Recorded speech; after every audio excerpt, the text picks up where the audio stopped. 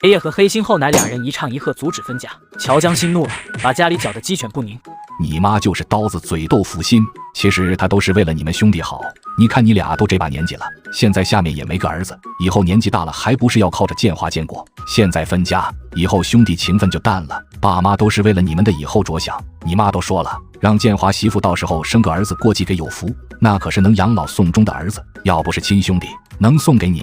爷爷，你说的那么好，不就是想拉着我大伯和我爸在家里当牛做马，给三叔四叔做嫁衣吗？还说我爸和大伯没有儿子，要不是奶奶藏着私心作妖，我大伯怎么可能到现在还单着？我妈当初生我的时候，要不是奶搓磨我妈又怎么会落下病伤了身子？甚至10年前我妈怀上那个孩子，医生都说要好好养着，三叔那时都15了，还到处遛弯，奶就偏偏让我妈大着肚子去地里，现在装出一副为我爸为我大伯好的样子。其实我奶心里巴不得我大伯和爸都没有儿子，好给三叔四叔当一辈子的牛马。闭嘴！有你这么和长辈说话的吗？爷，人家都说有了后妈就有后爸，就算我爸和大伯不是奶生的，至少是你亲生的吧？放眼整个大队，我大伯和我爸也是数1数2能干的，怎么就把日子过成了这个样子？倒是三叔四叔，从小到大吃的穿的用的，读书结婚花的，哪样不是我大伯和我爸赚来的？您可别说您赚的，奶不下地，您一个人下地能赚到2老吃喝的就不错了。三叔四叔还有小姑平日里上学放假也嫌少下地，您敢说这一个家这么多年不都是我大伯和我爸撑着？放你娘的狗屁！是我养大他们俩的，他们给自己家里干活不是应该的吗？真是好大的脸！合着你三叔四叔小姑都是你爸你大伯养大的了，你这话说出去也不怕人笑掉大牙？你爷这一把年纪了，都还顶着太阳在地里呢，我还真是喂出2只白眼狼了。爷，你就说是不是？这么多年来，你觉得对我大伯和我爸公平吗？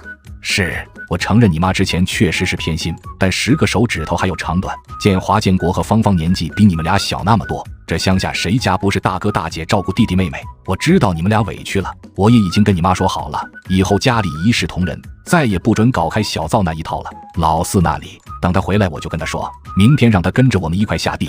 呵呵，爷，大人说话，你小孩子别插嘴，我还没死呢，这个家还轮不到你做主，你们要还认我这个爹，其他的就别说了。大伯、爸，你们别难过，他们不愿意分，不过是因为我们一家好拿捏，等雷红花发现事情跟他想的不一样了，他会求着我们分家的，到时候你们俩可千万别轻易松口，我不点头咬死不分家，知道吗？江心，你想干啥？我想干啥？既然我们都过得这么憋屈，那大家都别想舒服，我要让雷红花后悔留住我们，其他的先放后面。爸，你去烧水，现在我们一家人的身体最重要，这个时候谁家也饿不死人了，你看我们一家子瘦的，家里还有3只鸡，我们不吃以后也是便宜了别人。直到乔江心从鸡篮里面提着一只扭断脖子的鸡出来，乔有福和乔有才反应过来。江心啊，这爸，别这了，你和大伯这辈子都过去一半了，你们吃好过一顿没有？反正我活到现在，除了中午那一顿，再没有吃过一顿好的，家里有个什么都是三叔四叔的，三叔四叔吃剩的都轮不上我，要先给小姑。刘阿芳听着这话已经红了眼睛，这家里明明江心是最小的，但三叔四叔还有小姑吃糖吃啥好东西的时候，江心永远都是站在一旁看着，明明学习成绩不错，还要被强制辍学回家干活，是他们做父母的对不起孩子。是大伯和你爸没本事，这水大伯去烧，要你奶闹，你就说是大伯干的。人多速度快，1个多小时，一锅炖好的鸡就被提到了兄弟俩住的下屋。江心，要不要喊你爷奶起来一起吃？吃的好好的，为什么要去找妈？是这鸡汤不好喝，还是鸡肉不香？难道你们今晚不想睡觉了？快吃，要挨骂也是明天的事了。我们一家都要好好的，身体健康，活得比他们久。乔有福和乔有才当即低头吃了起来，在他们心中，乔江心读过3年的书，比他们聪明。隔日清晨，天刚蒙蒙亮，雷红花就起床了。很快，一阵尖锐的喊声就将整个乔家都炸醒了。啊，家里出贼子了！哪个不要脸手脚不干净的小蹄子偷了老娘的蛋啊！我鸡呢？怎么又少了1只？刘阿芳，你个懒货，你昨天没把鸡关好吗？少了1只鸡你都没发现吗？你个没用的烂蹄子，快去找！我告诉你，要是鸡丢了，你看老娘不扒了你这一身皮子！咦，鸡毛左儿不是扫出去了？怎么？妈，鸡！天哪，不得了了！老头子你快起来呀！反了天了，这家里出内贼了，还真是千防万防家贼难防啊！你那2个不孝子背着我们两老要将家搬空了，都偷家里鸡吃了。